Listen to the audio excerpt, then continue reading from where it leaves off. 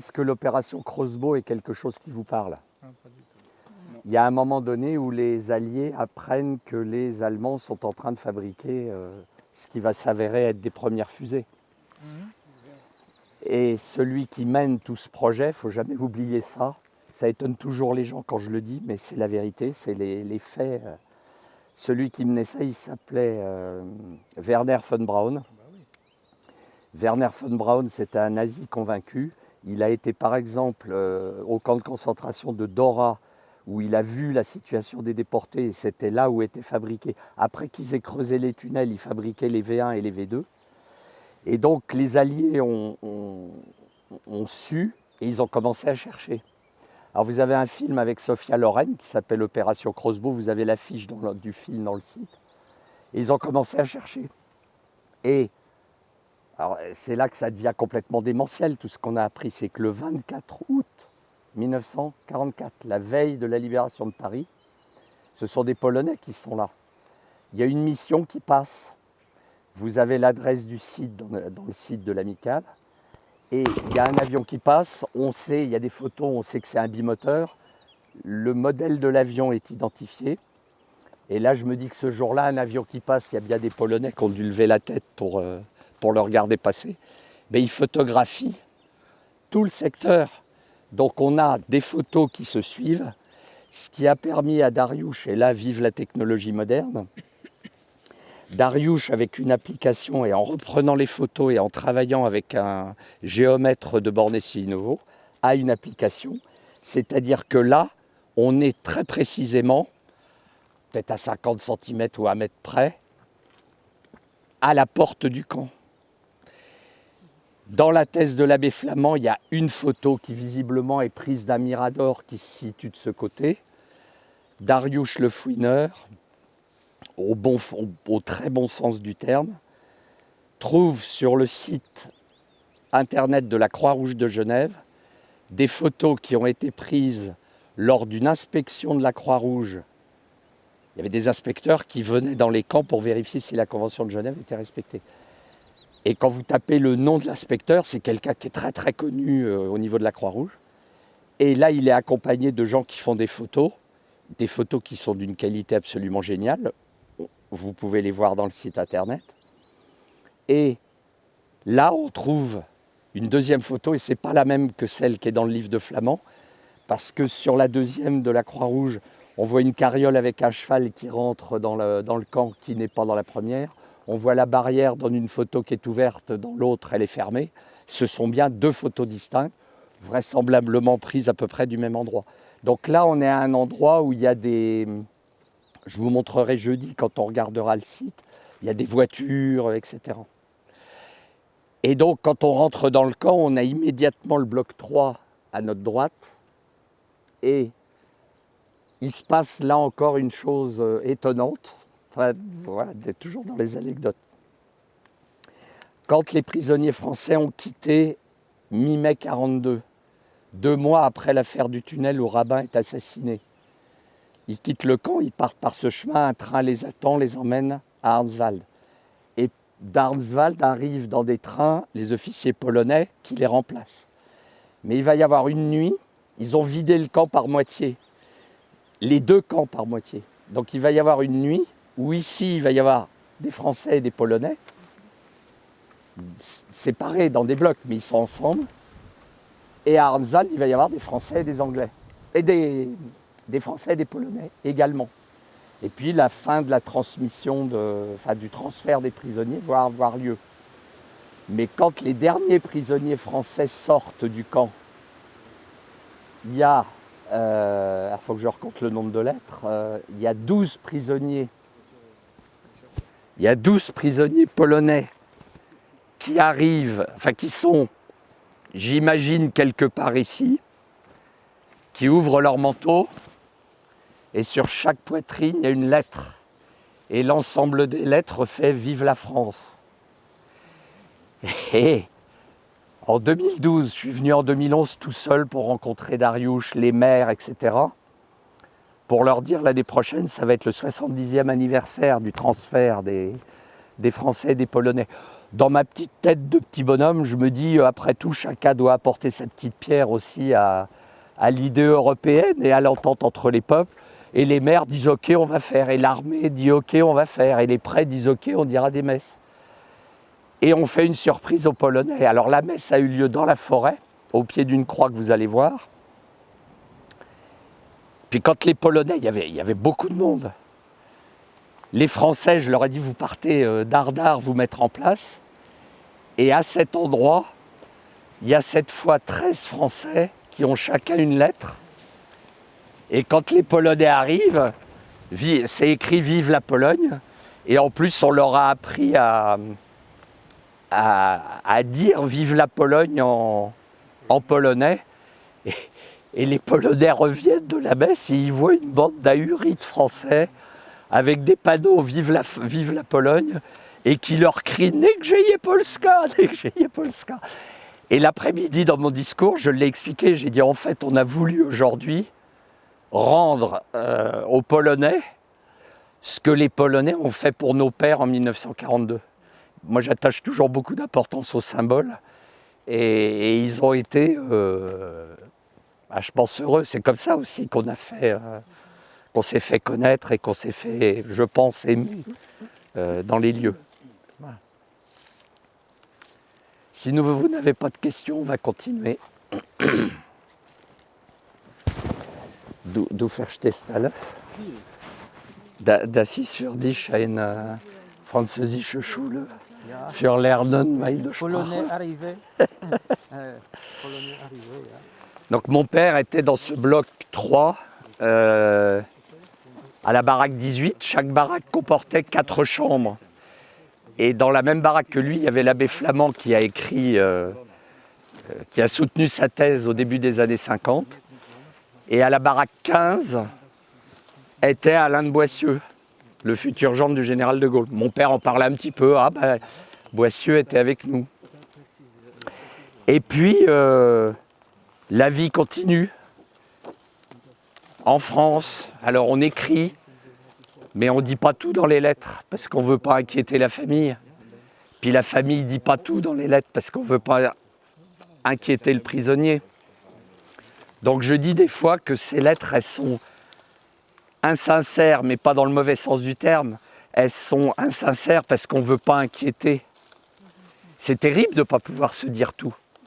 Alors l'idée, c'est aussi dans les colis de pouvoir faire passer des messages. Les prisonniers peuvent envoyer des colis, mais il faut arriver.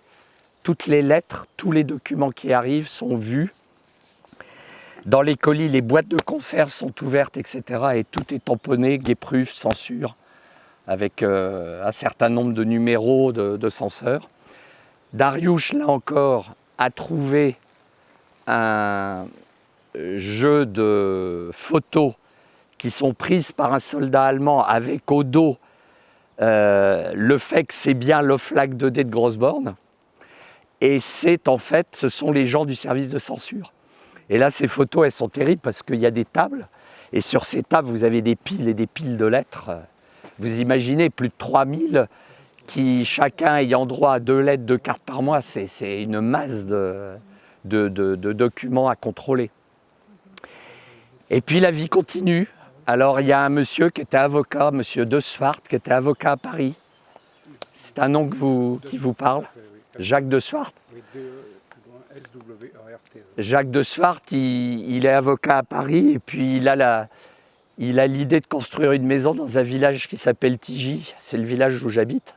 Monsieur De Swart voit ma femme en disant « mais sur le journal du camp où j'étais prisonnier, il y a la naissance d'une petite Jachée, etc. » Et ma femme lui dit « c'est ma fille ». Et là, on découvre que Jacques De Swart était prisonnier, comme mon père ici. Et il nous raconte son histoire. Il part en captivité, il sait que son épouse attend un bébé. Et puis une lettre arrive qui lui annonce la naissance du bébé et la mort de son épouse. Et lui, il attend 1943 pour rentrer en France et pour enfin voir sa fille pour la première fois. Est venue avec moi aussi Madame Kochter, la fille de Georges Thomas, le papa va voir, la maman va voir le papa pendant une permission, non, mais pendant l'hiver 39-40. Et puis il y a une naissance qui s'annonce. Et Madame Kochter va naître en septembre 40. Le papa est ici déjà depuis le mois de juin. Donc eux, ils vont attendre 5 ans pour se voir pour la première fois. Et puis il y a le cas particulier de ma famille. Leur arrière-arrière-grand-père meurt à Orléans en février 1942. Et alors, quand on dépouille les lettres, qu'on les retranscrit comme M. Mouisset et sa sœur viennent de faire pour leur père, ben vous avez la date où la lettre est écrite, puis vous avez le tampon de la poste. Puis après, vous vous dites, mais combien de temps avant d'arriver en France?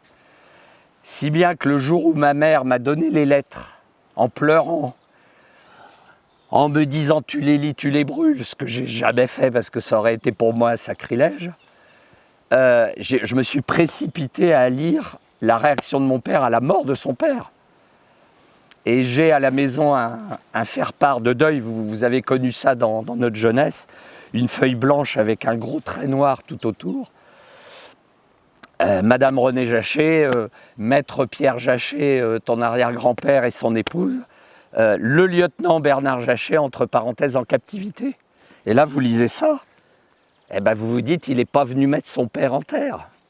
Voilà ce que ça a été aussi la captivité pour tous ces hommes. Et ça, on pourrait multiplier les exemples par combien, quoi. 1 800 000 prisonniers français, 30 000 sont morts en captivité, et puis la vie qui continue avec tous les drames de part et d'autre dans les familles. Voilà, ça a été ça, c'est ça que je m'efforce d'évoquer auprès de vous. Après, en lisant la thèse de Flamand, vous allez apprendre des tas de choses, mais tout ce que je vous raconte là, ce sont vraiment des anecdotes de la vie et qui montrent ce que ces gens ont vécu, quoi. Puis alors après, on va voir ce qu'a été le cas des Russes.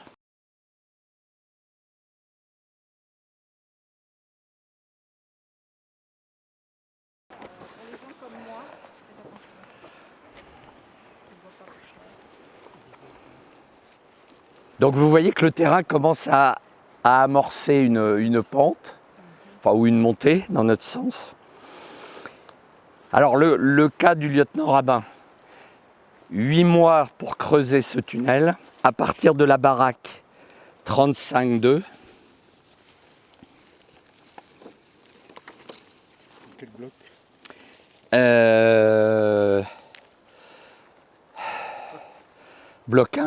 Bloc 1 de mémoire. Baraque 35 ist Block 1. Si, je l'ai là. Oui, c'est ça. Donc en fait, le tunnel démarre de cette baraque, 35, d'une des chambres, d'une des 4 chambres, et part vers le nord. Donc dans le site internet, vous avez tout le document de Bertrand de Cugnac, et vous avez le plan en coupe du tunnel. Wir sind in Tchédjé-Chipiench. Donc là, on est à la baraque 35-2. Alors vous lirez, on n'a pas le temps de tout vous donner les détails, et puis ça ne sert à rien, ça a été écrit, autant le lire par un des auteurs. Parce que pendant les appels, j'explique, il y a 2 appels par jour où les prisonniers sont comptés et recomptés, qu'il fasse beau, mauvais, froid et tout, peu importe. Et donc ils vont remplacer les évadés par des mannequins. Ils sont toujours par rempart de 5, donc un premier, un deuxième qui tient le mannequin, le troisième qui tient le mannequin de l'autre côté, et le 5e à l'autre bout. Des têtes en papier mâché, bien emmitouflées. Les nazis vont y voir que du feu. Bertrand de Cugnac, il est celui qui referme le tunnel le premier soir. Et lui, il part le 2e soir. Et il va s'évader. Alors, ils sont 17 à partir, 8 binômes et un tout seul, qui préférait s'évader tout seul. Donc, le 3e soir, on en arrive à l'affaire tragique du lieutenant Rabin. Comment les Allemands ont su? Est-ce qu'il y a eu des mouchards? on suppose, les prisonniers supposaient qu'il pouvait y avoir parmi les prisonniers des Allemands déguisés en prisonniers qui comprenaient le français et qui traînaient l'oreille. Est-ce qu'ils ont trouvé les traces dans la neige de l'autre côté de la colline? On ne sait pas. Toujours est-il que les Allemands attendent à la sortie du trou. Et au lieu de choper Rabin et de les choper tous un par un, parce qu'ils ont tous des vêtements civils, dans le camp, ils ont des Lagermark, des marques de camp, des billets de Monopoly. Mais il faut avoir du vrai argent, et ça c'est compliqué pour s'évader, pour acheter des billets de train, pour acheter à manger. Et du coup, ils auraient pu tout récupérer. Quand les types qui étaient dans le tunnel derrière, parce que ça s'est su à un moment donné, ceux qui veulent s'évader, profitez-en, il y a un tunnel. Le tunnel est rempli, les Allemands tirent, tout le monde reflue.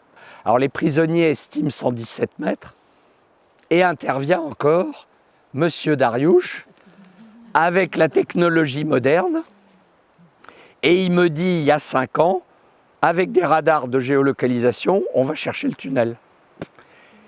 Et moi, pas gentil, je lui dis, mais vous n'allez rien retrouver, ça fait 77 ans, c'est impossible. Dariush me dit, si, on va retrouver. Et le fait que le sol a été bougé, en passant ces 2 appareils, les couleurs du sous-sol changent, et ils ont retrouvé le tracé du tunnel. Alors, j'invite ceux qui le veulent. Le tunnel, il faisait ce volume. Il était censé faire 117 mètres. Nos amis polonais ont trouvé une distance un peu plus longue. On s'aperçoit d'ailleurs qu'il n'était pas parfaitement rectiligne. Mais ceux qui veulent, pour vous donner une impression, vous avez le droit de passer à 4 mètres dessous. On est approximativement à l'entrée du tunnel. Et ils allaient vers le nord pour ressortir de l'autre côté de la colline. Voilà, on est orienté comme ça actuellement. Le tunnel, il part de cette baraque-ci. Et il part par là. Et en plus, ils ont creusé en direction de la colline. Tout à fait. 8 mois. Fabriquer les faux papiers, fabriquer des vêtements civils, etc. Ne pas ébruiter. Et surtout le secret absolu.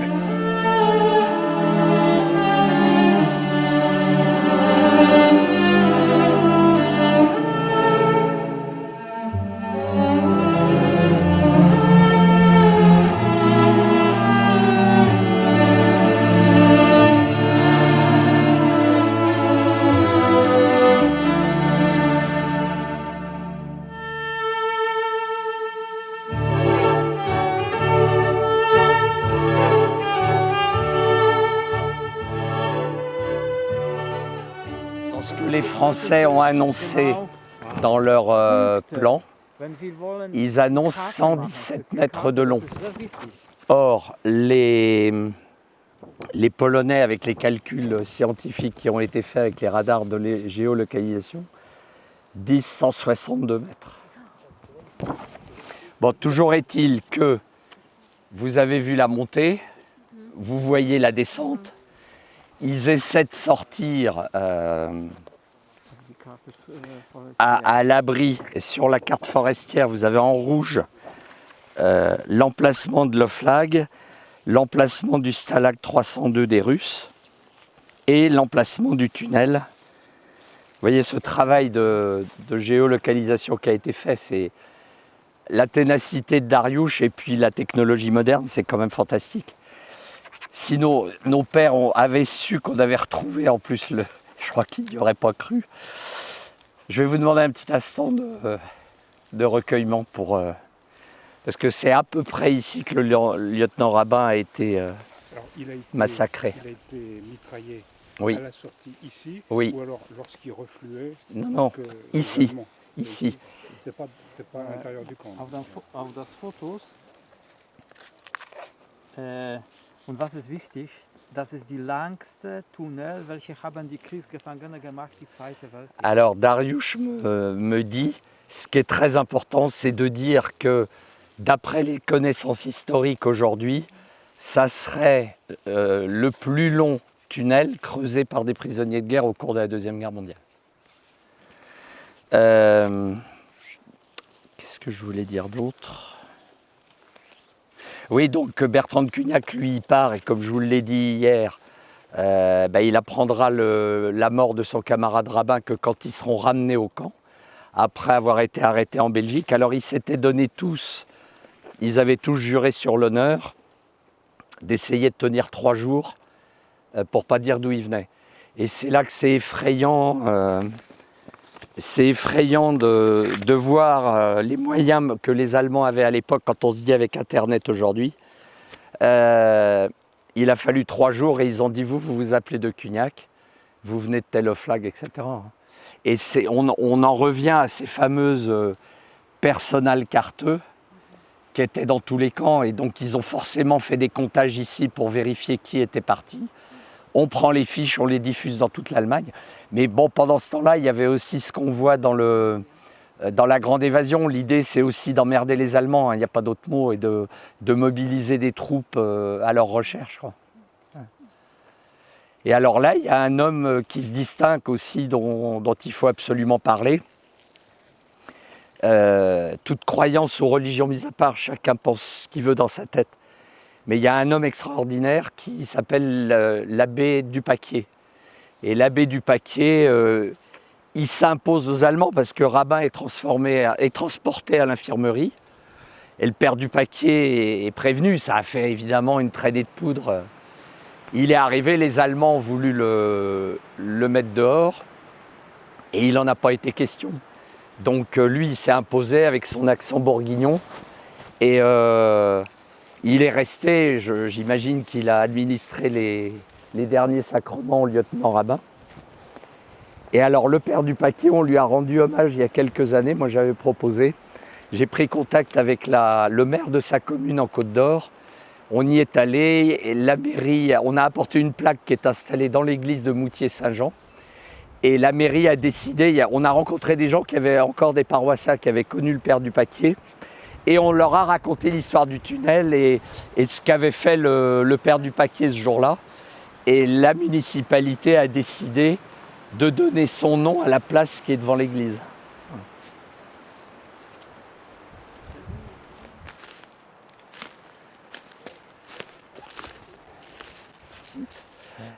En fait, ici, c'était l'emplacement où les prisonniers faisaient le sport.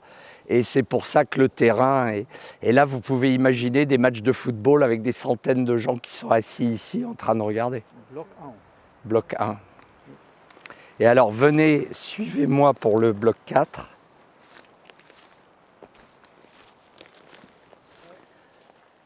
Il y a des restes. Vous vous rendez compte? Oui. Et là, vous avez la marche d'entrée de la baraque. Voilà. Le seuil.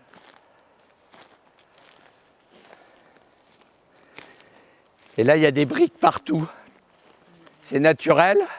Non. On est d'accord. Ça, c'était donc Un creux. qui était provisoirement ici. Non, Non. qui était ailleurs et qui est arrivé ici en novembre 1941. Et ces baraques étaient réputées encore plus épouvantables que les autres pour laisser passer le vent, etc. Donc sur cette zone-là où on a matérialisé avec des personnes, il y avait à peu près 180 prisonniers qui étaient logés, si on peut dire, dans un espace comme ça. Et ici, vous en avez des photos dans le site internet.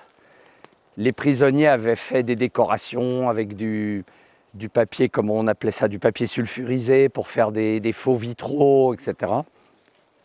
Il y avait un hôtel, enfin c'était quelque chose de très très bien réalisé et les prisonniers l'appelaient la cathédrale. Et elle était dans l'une des chambres de cette baraque B. Et il pouvait y avoir des messes officielles. Il y en a une ici. Enfin, non, alors je me suis trompé. Le terme allemand, c'était cantine. Mais c'était là où il pouvait dire des messes importantes, etc. Donc là, on est à l'entrée de la baraque B, sur les marches d'entrée de cette baraque. Et je ne sais pas si vous avez bien remarqué, mais on voit bien que le terrain est arasé par endroits. Et les 5 baraques A, B, C, D, E du second bloc 4, elles sont étalées sur la colline. Oui, j'étais en train d'expliquer qu'en fait, l'ingénieur forestier à qui on a eu affaire pendant un certain temps a fait mettre une croix qui a été fabriquée par le sculpteur qui a fait les 2 monuments français et polonais où on a déposé les bougies, en disant la chapelle du bloc 4 était là alors qu'en fait elle était au bloc B, à la baraque B. Donc il y a une erreur historique dans le fait de mettre cette croix là-bas et de dire que la cathédrale, comme l'appelaient les prisonniers, était là-bas alors qu'en fait elle était dans cette baraque B. Et là on voit parfaitement le terrain qui est arasé. Il y a des briques. Et il y a des briques partout. Dès qu'on rentre, il y a des briques de cheminée. Ouais. Et en fait, il n'y avait rien là où il y a la croix. Il y avait la baraque A. Ah si, quand même, là-bas. Il y avait la baraque A, mais la chapelle n'était pas là, elle était là. Gehen zum Ersten Friedhof. Et combien de fois après, elle m'a téléphoné en disant mais grâce à vous, j'ai retrouvé mon père à Grossborn. Mais en fait, elle n'a pas retrouvé son père, elle a vu pour la première fois cette photo-là. C'était la photo des membres d'une même chambre. C'est ça, la 35-2, qui est la famille du lieutenant André Ravin. Alors, on a trouvé beaucoup de prisonniers qui participaient à l'évasion, la fameuse évasion. Est-ce que ils étaient prioritairement tous les membres d'une même chambre? Ce qui était sans doute plus facile Pour le silence, pour le secret. Parce que ça a été aussi un choc pour les prisonniers d'apprendre la mort, l'assassinat de Rabin, qui n'est pas mort tout de suite, il est mort le lendemain. À Lambersart, on me dit non, il n'est pas sur le monument aux morts. Donc en envoyant son acte de décès sur lequel est bien marqué qu'il est mort pour la France, son nom a été rajouté sur le monument aux morts de Lambersart. Il y avait eu les gros titres sur la Voie du Nord, un lieutenant français assassiné par les Allemands, etc. Bon, voilà, on a parlé de lui. Et puis on a découvert qu'il y avait il était domicilié en 40, en 39, rue Watt, dans le 13e arrondissement à Paris. Franck est allé voir, il a retrouvé comme nous la plaque, mais il y a quand même une plaque avec son nom. Et donc sur la fratrie des 6 enfants rabbins, il y a eu 2 prisonniers de guerre morts pendant la captivité. Alors pour moi, le fait qu'on ne parle pas de ces gens-là, c'est complètement insupportable. Et c'est pour ça que j'ai essayé de faire ce que j'ai fait. Et alors lui, il était au 41e bataillon de chars de combat, donc son chef c'était Billotte. Donc Billotte qui s'était évadé, comme je vous ai raconté tout à l'heure, en janvier 41. Et donc il y avait quand même une volonté de ces gens-là de s'évader pour reprendre le combat. Après, les prisonniers savaient aussi ce que les nazis faisaient. Donc le fait de s'évader, il y avait quand même des otages en France avec les familles. Bertrand de Cugnac, quand la marche a commencé le 29 janvier 1945, ils arrivent à un moment donné, les Russes canonnent un carrefour. Et lui, avec 2 camarades, alors il y en a un dont je n'ai pas le nom, l'autre, c'est un nom célèbre, il s'appelle Fournier-Foch, il est le petit-fils du maréchal Foch. Le maréchal Foch avait 3 enfants, il avait un garçon, 2 filles. Le garçon est mort jeune, célibataire, pas d'enfant. Les 2 filles, il y en a une qui est épousée à M. Bécourt, qui a été engagé dans la France libre, et l'autre qui s'appelait Fournier, et qui a été fait prisonnier et qui était ici. Eux se dépêchent de se carapater de la colonne. Ils vont se mettre à côté de Stargard, où on était hier après-midi, à l'est d'un grand lac, qui a une forme de haricot. Les Allemands refluent au nord, au sud du lac. Les Russes arrivent au nord, au sud du lac. Ils se retrouvent dans la poche des Russes. Ils se font connaître. Les Russes les font partir un peu vers l'est. Ils arrivent dans un village qui est à une dizaine de kilomètres, à Augardy. Les Russes vont les envoyer vraiment vers l'est après. Et Fournier-Foch avec Bertrand de Cugnac, comme Fournier-Foch est capitaine, il se retrouve là encore à la tête d'un groupe de Français assez important. Et on les envoie vers l'est. Ils vont rentrer en août 1945. Et on est venu 3 fois en Pologne avec Bertrand de Cugnac. Un jour, je lui ai dit, mais monsieur de Cugnac, vous seriez resté avec vos camarades, vous seriez rentré au mois de mai. Et là, il me regarde et je me prends une baffe en pleine poire. Oui, peut-être, Étienne, mais j'ai réussi mon évasion.